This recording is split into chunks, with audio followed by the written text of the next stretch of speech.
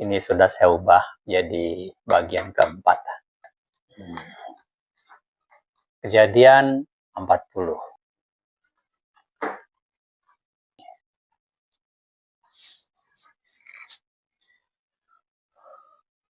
Ini sudah saya ubah jadi bagian keempat. Kejadian 40. Nubuat datangnya Allah Tritunggal. Di sini saya menerangkan bahwa kejadian 40 itu adalah perikop pesan tersandi tentang nubuat. Itu sebenarnya nubuat datangnya Allah Tritunggal. Jadi Tritunggal itu memang sudah dinubuatkan akan datang. Tetapi kita harus mengerti bahwa kabar kedatangan Tritunggal itu bukan kabar baik. Itu adalah kabar yang memberitahu kita bahwa akan datangnya ajaran yang sesat. Ya, Tritunggal itu memang telah dinubuatkan akan datang. Jadi secara ilmiah dan sola scriptura, marilah kita melihat ke dalam Alkitab, dalam observasi ini sekarang. Benarkah ajaran Tritunggal itu telah dinubuatkan akan datang dan ternyata Tritunggal itu ajaran sesat? Ya, kita akan lihat. Jadi ajaran Tritunggal ini di dalam perikop ini dikatakan ajaran 3 bakul roti. Ajaran 3 pribadi. Itulah sebenarnya perikop tentang kejadian 40. Baik, itu pengantarnya. Selebihnya nanti kita lihat observasinya. Kita di bagian 4 sekarang, kejadian yang menyertai kehidupan Yusuf, tentang juru roti binasa dan juru minum selamat.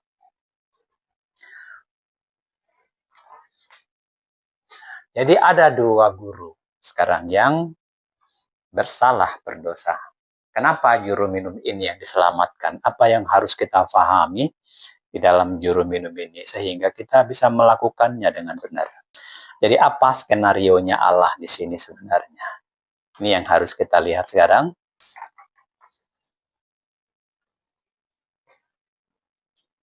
Kata Yusuf, kenapa hari ini engkau bersedih? Kepada si juru minum. Si juru minum menjawab, aku mimpi tapi tidak tahu artinya. Kata Yusuf, Allah lah yang akan menerangkan artinya.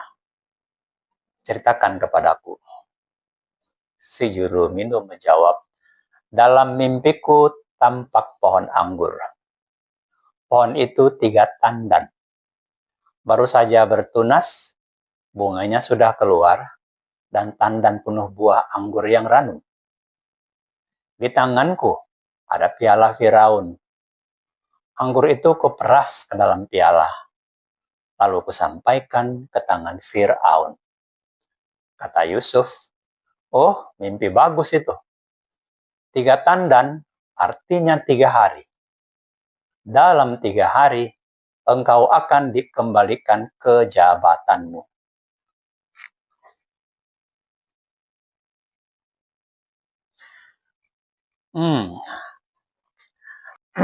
Jadi, apakah Anda mampu melihat apa yang sudah dikatakan oleh Allah di situ?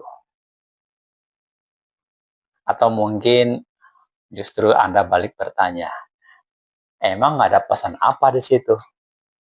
Atau berkata lagi, kamu ngarang-ngarang. Saya tidak melihat pesan apa-apa di situ. Ya, begitu respon kebanyakan orang. Tapi sebentar lagi Anda akan lihat artinya. Dan juga akhirnya Anda akan mengerti beda antara mata yang masih diselubungi, masih terselubung ya, dengan mata yang selubungnya telah diangkat. Anda akan melihat bedanya yang disebut 2 Korintus 3 ayat 14-18. Saya bacakan dulu sedikit ya. Saya bacakan dulu buat Anda 2 Korintus itu, supaya Anda mengerti dimensi yang kita percakapkan di sini.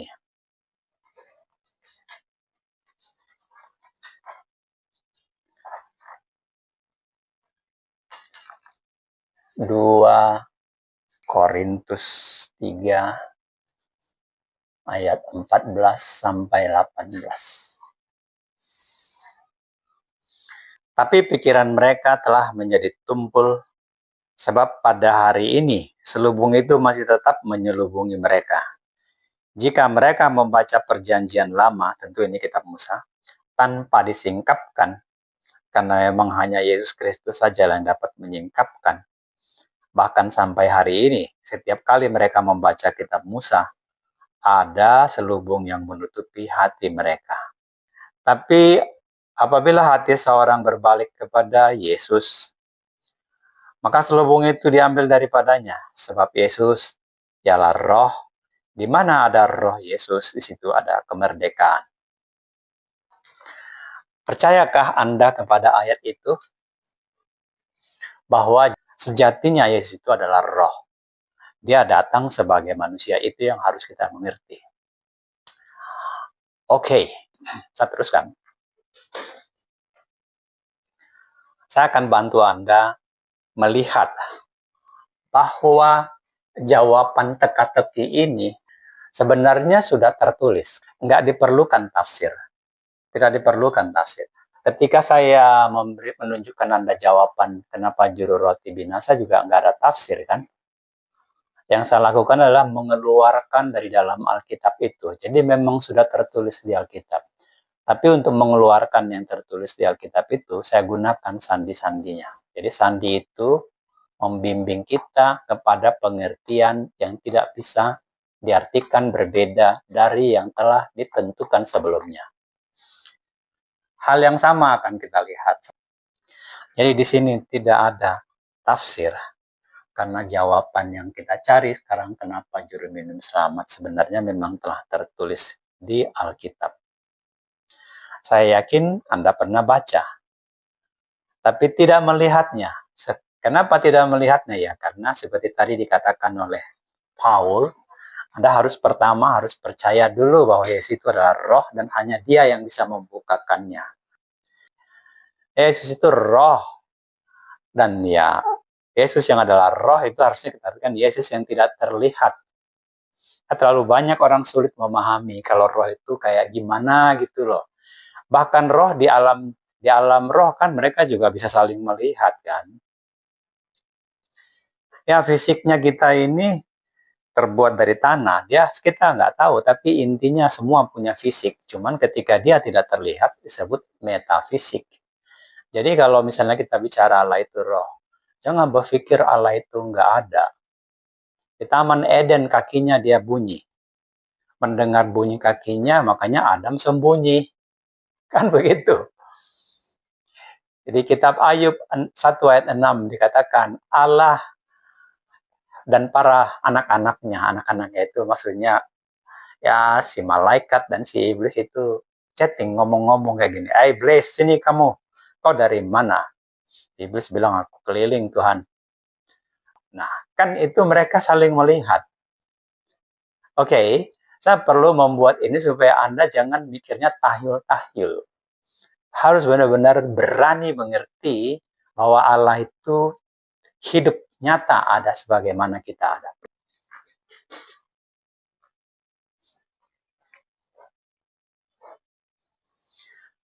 Oke, sekarang saya akan intermezzo tentang kriptografi dulu ya. Kita ngomong kriptografi dulu.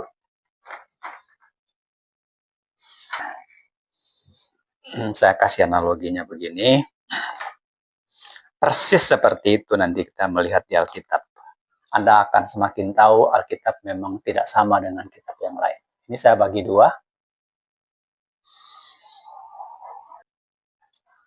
Katakanlah ini saya pakai contoh analogi ATM dulu. Ini bank A.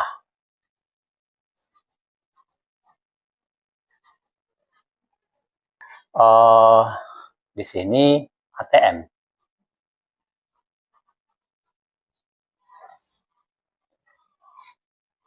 Satu hari Anda berada di ATM, pencet-pencet tombol ATM, 1 juta, keluar uang 1 juta. Kenapa bisa terjadi begitu? Tentu jawabnya karena data Anda sudah ada di sini. Nama, tanggal lahir, alamat, nama istri, nama ibu kandung, nama anggota keluarga yang bisa dihubungi dalam keadaan emergensi, tanda tangan, cap jempol seperti ini. Semua data Anda ada. Jadi ketika Anda memencet di sini tombol-tombol, itu namanya sandi. Anda yang bikin kodenya, Anda masukin. Terbuka. Kenapa terbuka? Karena di sini data melayani.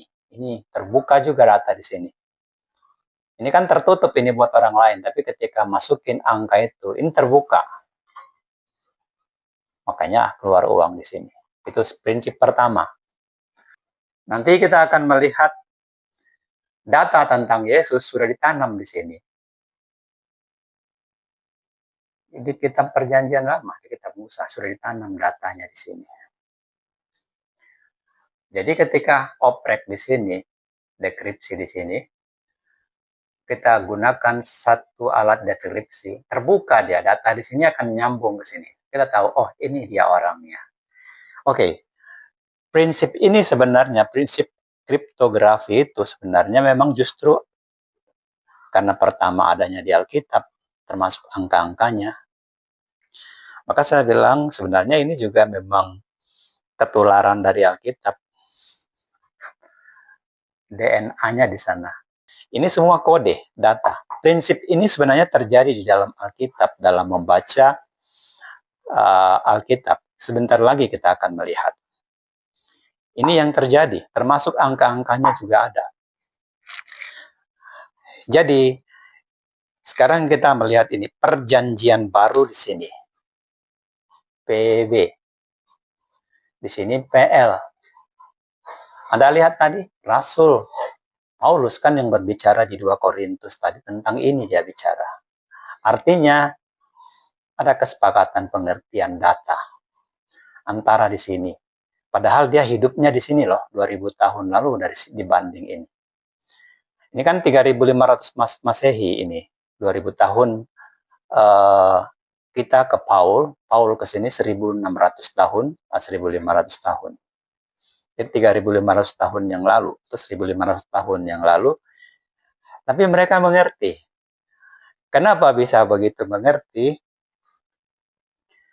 Karena skenario ini sebenarnya datang dari satu pihak. Ini yang harus kita mengerti. Allah. Ternyata Allah yang memberi pengertian kepada mereka semua. Itu makanya disebut bahasa roh. Allah yang perintahkan Musa untuk menulis di sini. Simbol-simbolnya, angka-angkanya di sini. Allah juga yang memberitahu di sini kepada para rasul itu. Artinya ini, artinya ini, artinya ini. Semua mereka tahu itu, para rasul. Inilah yang kita sekarang belajar, kita lihat.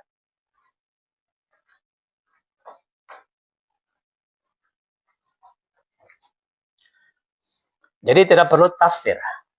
Anda mau mendapatkan jawaban kenapa juru roti dimatikan, juru minum diselamatkan, nggak perlu tafsir. Kita hanya perlu cari di lembar-lembar Alkitab itu sendiri, di kitab para nabi dan di kitab para rasul. Ayo kita lakukan. Jadi yang lalu, kita sudah keluarkan 10 sandi. Sandi pertama bersalah kepada raja. Sandi kedua, satu dibiarkan hidup, satu dibinasakan. Sandi ketiga, ada 3 yang sudah kita lihat itu, lalu keempat, jadi 5, ke-6 berbagai makanan, ke-7 3 bakul roti, ini sudah kita lihat, 8 roti mana, 9 tanpa ragi, 10 burung. Nah sekarang kita akan lihat, di juru minum ini ada 4 sandi, anggur, pokok anggur, piala kosong, anggur diperas.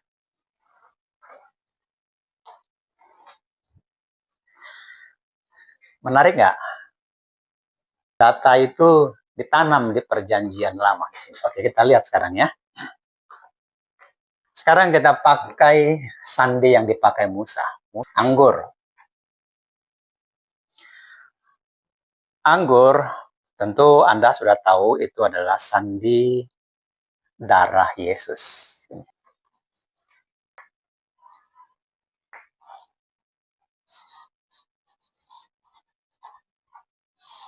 Anggur. Itu sandi darah Yesus kan? Darah Yesus. Nah, Anda lihat toh? Ini kiri perjanjian lama, anggur. Kita langsung tahu, ini bicara tentang darah Yesus. Oke, yang kedua kita lihat sandi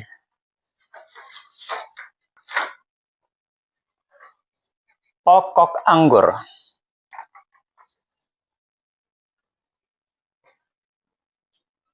Kata Yusuf, kenapa hari ini engkau bersedih? Kepada si juru minum.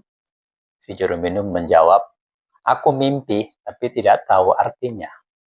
Kata Yusuf, Allah lah yang akan menerangkan artinya. Ceritakan kepadaku. Si juru minum menjawab, dalam mimpiku tampak pohon anggur. Di Yohanes 15 ayat 1, Yesus berkata, aku pokok anggur. Yohanes 15 ayat 1. Dia bilang, akulah pokok anggur. Yesus tuh yang ngomong. Lalu kemudian piala kosong. Si juru minum itu kan bawa piala kosong. Dia lihat pokok anggur. Dia lihat carang-carang pokok anggur, banyak buahnya, ranum. Kemudian dia peras, dimasukin ke dalam piala. Betul kan? Piala kosong nih.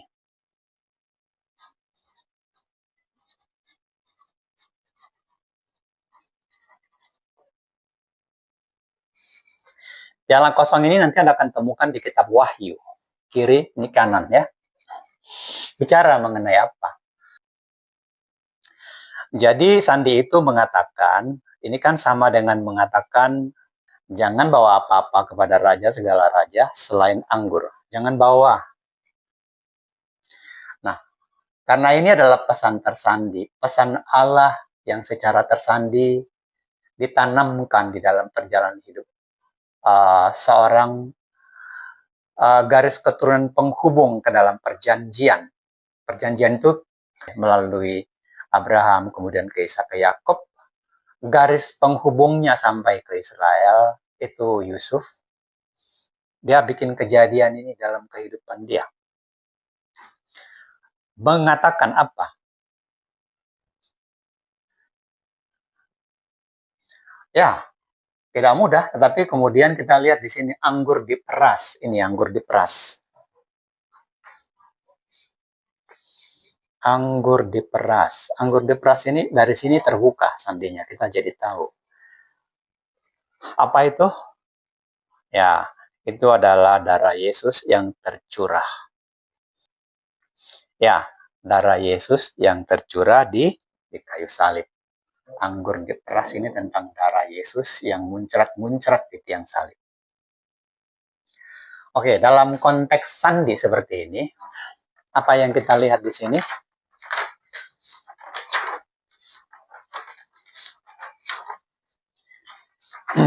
Di sini dikatakan, di bagian sini dikatakan, di sini ya, di sini dulu. Ketika cemas melanda hati juru minum tentang apa yang harus dibawa kepada raja. Hatinya senang melihat pokok anggur. Carang menjulur, buah ranum. Waktu diperas, anggur itu muncrat-muncrat, mengalir ke dalam piala. Mengalir ke dalam piala. Itu adalah perumpamaan sekaligus nubuat. Perumpamaan sekaligus nubuat. Nubuat tentang apa? Nubuat tentang Yesus yang sedang dipaku di tiang salib. Jadi Anda lihat ini, Anda lihat di sini dikatakan diperas dia, diperas anggur itu. Di sini dikatakan dia diperas anggurnya di sini. Di sini diperas. Di sini kita lihat dia disalib. Karena Yesus sudah ngomong dia kan anggur itu toh. Anggur itu kan darahnya kan. Nah, di sini kita lihat dia diperas, muncrat-muncrat. Di sini juga muncrat-muncrat, tapi ketika disalib. Di sini kita lihat perumpamaan, simbolisasi. Di sini kenyataan. Anda lihat?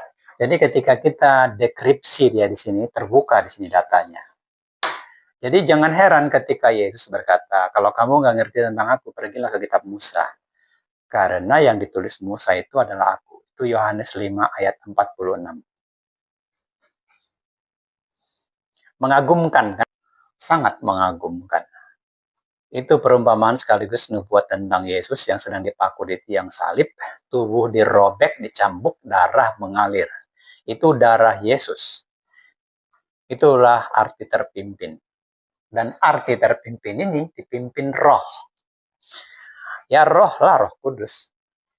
Karena Yesus itu kan Roh Kudus. Tadi sudah kita baca di 2 Korintus. Kalau kamu nggak mengakui Yesus sebagai roh, kamu nggak akan pernah ngerti isi kitab Musa. Anda nggak akan pernah memahami sedetil-detilnya. Taruhlah Anda karena sudah dibukakan ini nanti udah mengerti lah yang bagian Kejadian 40. Bagaimana dengan yang lain? Kitab Kejadian itu adalah kitab asal-usul. Penuh dengan pesan-pesan yang disandikan. Kalau nggak Anda mengakui, niscaya pengertian Anda tentang isi kitab Musa tuh nggak akan bagus. Anda hanya akan menafsir-nafsir aja dapatnya. Kejadian 27, Kejadian 1:27 pasti ada menafsir. Padahal jawaban daripada Kejadian 1:27 itu ada di dalam Alkitab juga, sama seperti ini. Ketika saya mengatakan bahwa itu adalah darah Yesus, tafsiran saya atau memang tertulis di Perjanjian Baru, ucapan Yesus, inilah darahku, tapi dia pegang anggur. Sering nggak Anda baca? Sering.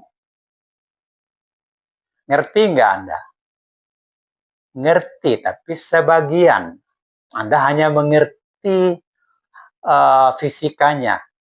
Anda nggak mengerti bahasa di baliknya.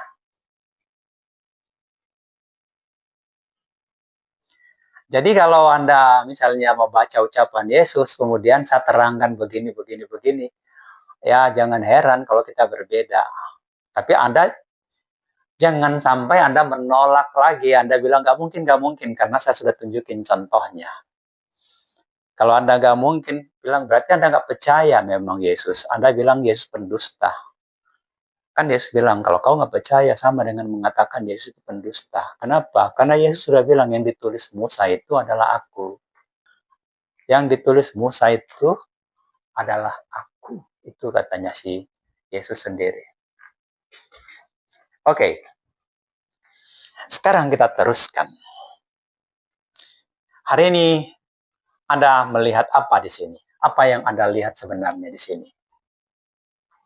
Apa artinya ini, sandi ini, saudara? Data ditanam di sini terbuka. Tapi apakah yang harus kita pahami di sini tentang darah yang tersalib itu, darah yang tercurah itu? Apa yang harus kita pahami? Dari piala kosong itu apa yang harus kita pahami? Kalau Anda nggak mengerti piala kosong, nanti juga nggak akan bisa baca kitab Wahyu. Terlalu banyak orang berpretensi mengerti kitab Wahyu, tapi saya nggak bisa melayani karena saya ngerti, mereka nggak ngerti, nanti ngomongnya jomplang gitu loh.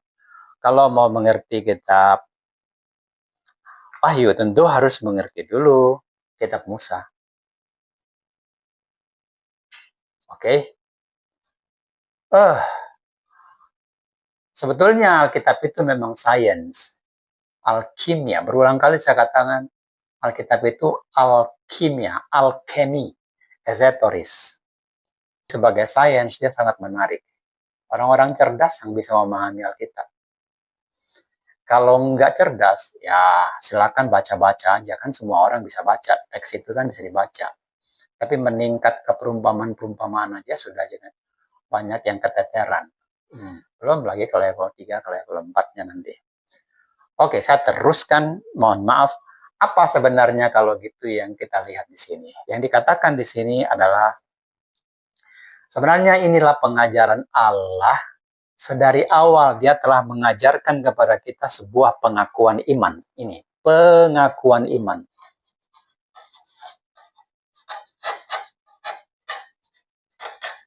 Dia sendiri yang ngajar loh. Jadi kalau Anda bikin pengakuan iman Tritunggal udah pasti keliru. Itu bukan Allah yang ngajar itu. Apa pengakuan iman di sini, saudara? Ini pengakuan imannya adalah inilah sebenarnya yang sedang diajarkan Allah kepada kita. Sebuah pengakuan iman yang dia hendaki sendiri, yang dia sendiri yang ajarkan.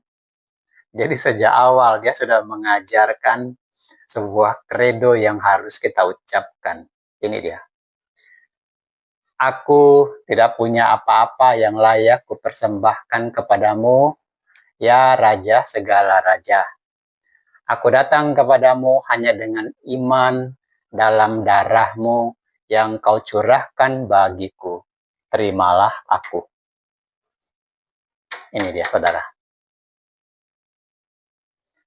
Atau berkata Yesus, dari sinilah kita tahu bahwa Allah itu Yesus. Yesus, engkaulah keselamatanku. Keselamatan itu kan Allah. Yesus, engkaulah keselamatanku. Bukan karena aku layak, tapi karena kau buat layak. Bukan karena aku suci, tapi karena darahmu membasuhku suci. Ini kredonya Bapak-Bapak, Ibu-Ibu. Bukan pengakuan kepada iman Tritunggal kepada tiga Allah. Tapi mengakui Yesus sebagai Allah yang tunggal. Yesus, Allah yang tunggal. Ini pengakuan iman yang dikehendaki Allah. Allah yang menghendaki pengakuan iman ini. Sudah ditulis di perjanjian lama, di sebelah data di sini. Sudah ditulis di database. Ini database. Ini encrypted message. Ini kita dekripsi di sini. 100% sola scriptura kan? Tidak ada tafsir-tafsir kan? Ini bukan tafsir namanya. Ini menemukan jawaban yang ada di dalam Alkitab. Memang jawaban itu ada dalam Alkitab. Bahwa Yesus mengatakan dirinya anggur. Itu diucapkan sendiri. Bahwa Yesus mengatakan dirinya pokok anggur. Itu juga datang dari Yesus. Bahwa Yesus mengatakan dirinya adalah roti. Itu juga ucapan Yesus. Tapi dia tidak mengatakan dirinya 3 bakul roti. Dia mengatakan akulah roti mana. Akulah yang turun dari sorga itu. Bagian ini sudah selesai. Tapi kepada Anda perlu saya bawakan 2 ayat yang penting.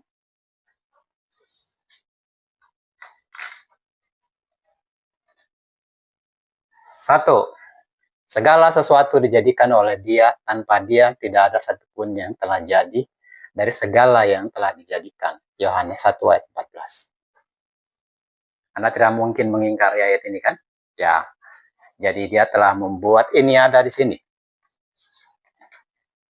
Dia telah membuat pelajaran itu ada di sini. Dari semulanya Dia sudah bikin. Oke. Yang kedua, saya juga perlu bacakan ayat ini kepada Anda. Efesus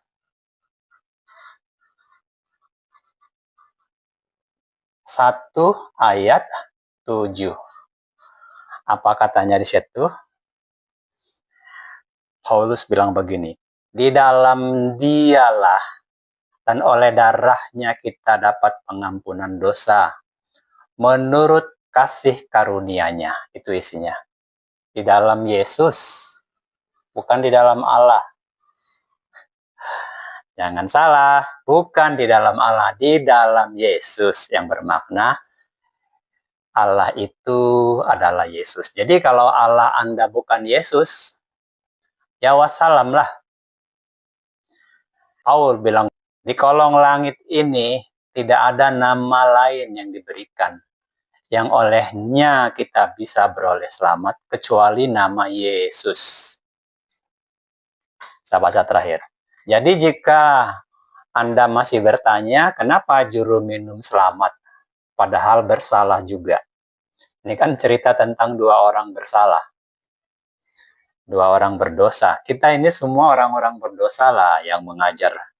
Ini semua orang berdosa. Nggak ada yang pengajar-pengajar itu yang suci. Jadi walaupun bajunya putih bersih, jubahnya panjang, jenggotnya bersih, itu orang berdosa juga itu. Orang hukuman itu semuanya. Kan cucu Adam. Sesama cucu Adam kita, apakah jenggotnya putih bersih, bajunya putih bersih, dengan compang-camping bajunya seperti saya yang rambutnya aut-autan, sama-sama kita orang-orang berdosa. Kita butuh keselamatan. Jadi kesimpulannya begini, ya, lihat ya, di hadapan ini saya bacakan Anda, supaya Anda lihat nih, di sini. Guru yang mengajarkan bahwa keselamatan itu hanya ada dalam Yesus dan oleh Yesus, di dalam darah Yesus, akan diampuni. Dan jemaat yang mengikutinya juga diampuni. Tetapi, guru yang mengajarkan doktrin juru roti, semacam ajaran tiga pribadi, yang jenis ajaran begitu, yang abu-abu, di kitab Wahyu dikatakan, yang abu-abu itu nggak dihargai. Jadi guru yang mengajarkan tipe juru roti, yang mencampur-campurkan roti, kalau rotinya tanpa ragi, oke. Roti tanpa ragi itu maksudnya Yesus keselamatan, Yesus alam. Itu titik, begitu, nggak ada lagi tambah-tambahan. Itu selamat. Tapi kalau rotimu 3, doktrinmu 3 bakul, itu pasti ditolak. Dan jemaat yang mengikutinya juga tentunya ditolak. Saya teringat, jangan sampai kita merasa kita selamat ya. Padahal Yesus dengan sangat sadis berkata begini, lihat ini. Ini ya. Ini sebuah pernyataan yang sangat sadis sebenarnya, sangat kejam. Pada hari terakhir. Ini hari terakhir ini adalah pada hari terakhir. Ya, setiap orang nanti mati, itulah hari terakhirnya. Itulah penghakiman pertama buat setiap orang. Makanya dikatakan yang dihakimi duluan gereja. Baru nanti penghakiman kedua. Penghakiman kedua kapan ya? Penghakiman atas seluruh umat manusia. Ya, pada hari terakhir nanti banyak orang berseru kepadaku, Tuhan, Tuhan. Nih buat kita nih. Tuhan, Tuhan, bukankah kami berbuat demi namamu? Kami mengusir setan demi namamu dan mengadakan mujizat demi namamu juga. Apa kata Yesus? Kata Yesus begini, pada waktu itu, aku akan jawab dia dengan terus terang. Hanya kau, kamu ini pembuat kejahatan. Perhatikan, pembuat kejahatan. Apa itu pembuat kejahatan? Ya, ketika kamu mengajar berbeda dengan juru minum, kamu pembuat kejahatan. Tukang bikin onar kamu. Saya ulangi ya. Aku tidak punya apa-apa yang layak kupersembahkan kepadamu, ya Raja, segala Raja. Aku datang hanya dengan iman di dalam darahmu yang tercurah bagiku, yang kau curahkan bagiku. Terimalah aku. Itulah kredo. Itulah pengakuan imam yang harus Anda ucapkan, menyadari bahwa kita selamat hanya oleh anugerah. Bukan mengakui Allah 3. Boleh alternatifnya begini. Yesus, engkaulah keselamatanku. Bukan karena aku layak, tapi karena kau buat layak. Bukan karena aku suci, memenuhi semua Tauratmu, tapi karena darahmu membasuh membuatku menjadi suci sehingga aku layak di matamu. Itu pengakuan iman seperti itu. Enggak harus persis seperti kalimat yang saya sarankan atau yang saya katakan. Jangan sampai Anda menjadi seorang Zakir Naik. Mana kalimatnya? Enggak ada kayak gitu di Alkitab. Ya enggak ada lah di Alkitab. Tapi ada enggak pengertian yang berbeda dari sini? Enggak mungkin ada. Itulah namanya arti terpimpin.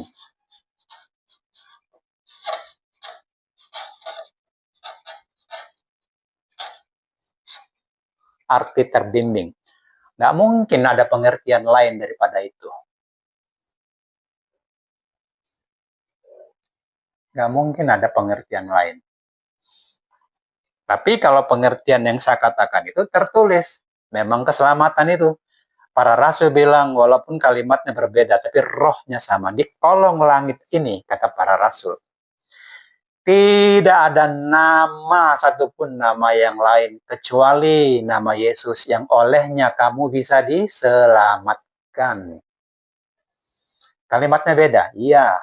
Makanya jangan jadi Kristen Zakir Naik. Kalau Zakir Naik kan itu hanya mengerti teks dia, nggak mengerti roh, nggak mengerti semiotika.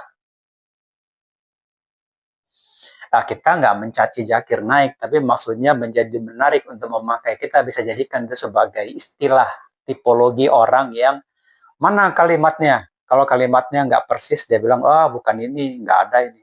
Enggak. Kita bicara roh. Dalam bahasa Arab kita bicara makrifat dan hakikatnya. Yang harus kita pahami, hakikatnya. Ini dia, kita bicara hakikat ini.